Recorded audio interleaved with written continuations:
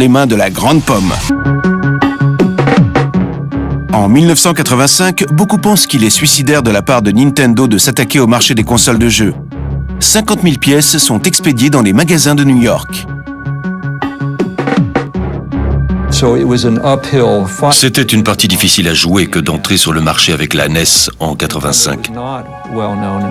Nintendo était méconnu. Je me rappelle même avoir entendu des présentateurs télé ou rencontré des gens qui prononçaient mal le nom Nintendo. Ils n'arrivaient pas à le dire. Mais l'apparence unique de l'objet et l'importante série de jeux captent l'attention du public. Quand j'ai vu la NES pour la première fois, je me suis dit « Waouh, c'est futuriste !» Il y a un robot qui va avec, et avec ce couvercle qui s'ouvre sur le dessus, on dirait qu'elle sort du futur, c'est incroyable. Pour un fan comme moi de l'Atari 800, de la ColecoVision, de l'Intellivision ou de l'Atari 2600, la NES était assez spectaculaire au niveau de ses capacités. Et une version domestique de Super Mario Bros. Par Shigeru Miyamoto, le créateur de Donkey Kong, fait de la NES un investissement indispensable pour les joueurs. Miyamoto est l'une des rares personnes qui ait apporté quelque chose de nouveau dans l'univers du jeu. Avec ses personnages légendaires, il a introduit un nouveau concept dans les jeux vidéo. Je cherchais un jeu pas trop cher pour ColecoVision et tout d'un coup, je vois Super Mario Bros. Je n'arrêtais pas d'y jouer aux arcades, j'avais l'impression d'halluciner. Alors je fais le tour et là je tombe sur la NES à 50 €. Avec Super Mario Bros. Inclus. C'était le jackpot, achat immédiat. Super Mario Bros. Était et reste l'un des meilleurs jeux vidéo jamais conçus. Il montre à quel point Nintendo était en avance sur tous les autres. C'est vrai, Mario était le premier jeu à avoir un tel succès partout dans le monde. Il a généré énormément de fans dans le monde entier. C'est pour ça qu'il aura toujours une place à part pour moi.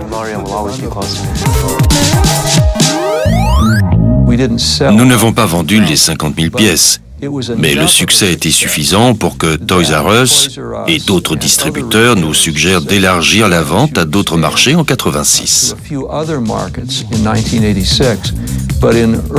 Au début de l'année 86, nous avons pris la décision, en nous fondant sur le succès de la NES à New York, de la commercialiser dans tout le pays.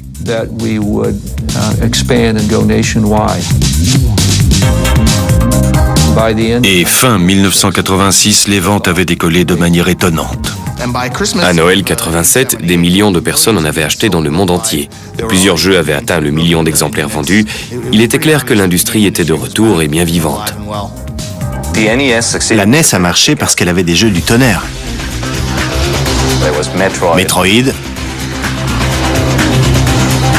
Et plus tard, bien sûr, la légende de Zelda. En 1987, Nintendo a vendu 5,4 millions de NES. La gamme de jeux de la Nintendo est aussi enrichie par un certain nombre de jeux d'éditeurs indépendants.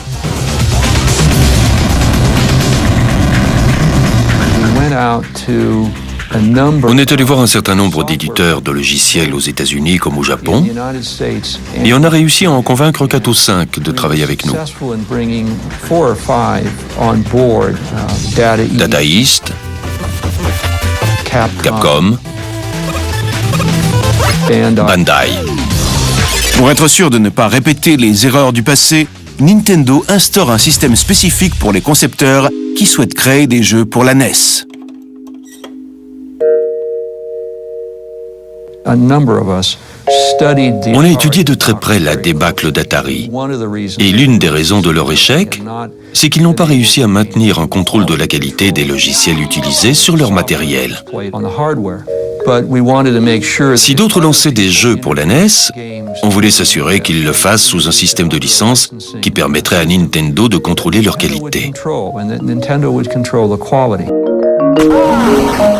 Les jeux pour la NES conçus par des éditeurs indépendants se voient attribuer le sceau officiel de Nintendo une fois approuvé. Mais ce système est aussi source de grandes batailles juridiques. En 1988, la NES de Nintendo a un socle de clients de 9,4 millions à travers les États-Unis. La console japonaise grise et noire est la reine du marché. Mais ça ne signifie pas qu'il n'y a pas de concurrence. Le premier concurrent digne de ce nom était Sega. La guerre a commencé entre Sega et Nintendo avec la concurrence entre la Sega Master System et la NES. On était très fidèles à la marque. Moi, par exemple, quand j'étais enfant, si j'allais jouer à la Sega Master